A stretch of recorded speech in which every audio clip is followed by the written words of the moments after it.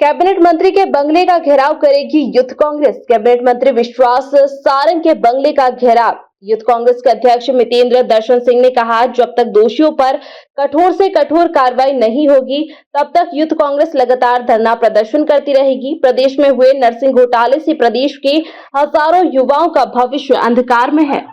कल का जो प्रोग्राम है वो जो भोपाल यूथ कांग्रेस द्वारा नर्सिंग घोटाले को लेके कल एक घेराव हम लोगों ने रखा हुआ है और वो घेराव है विश्वास सारंग जी के घर का।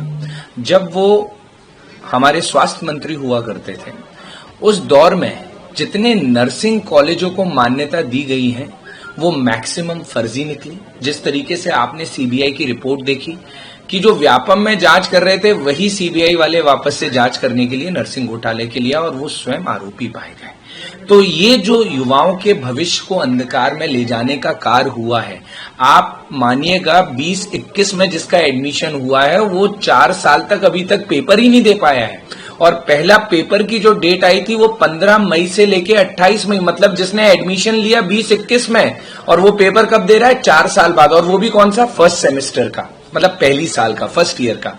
तो आप ये समझिए कि ये देश की कहूं और इस प्रदेश की व्यवस्था जा कहां रही है और ये नर्सिंग घोटाला ने जो युवाओं के सपनों को तोड़ा। और याद रखिएगा, नर्सिंग एक सेवा करने का भाव होता है, या तो एक देश की सेवा होती है या एक मानव सेवा होती है, और ये मानव सेवा का सबसे उत्तम भाव है जिस भाव में इन्होंने दाग लगा दिया है। तो कल उसके खिलाफ यूथ कांग्रेस आवाज उठाने जा रही है भोपाल की, और जिसमें मैं शामिल होने वाला हूं।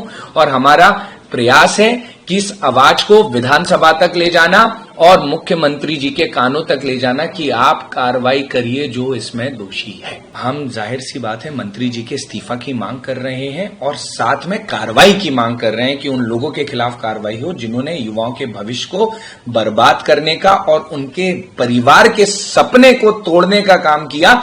जो बच्चे बड़ी मुश्किल से 8 से 7 लाख रुपए वो परिवार कहीं से इकट्ठा करता है, किसी से लोन लेता है ब्याज पे, उन सभी परिवार को आपने जो दुख दिया है।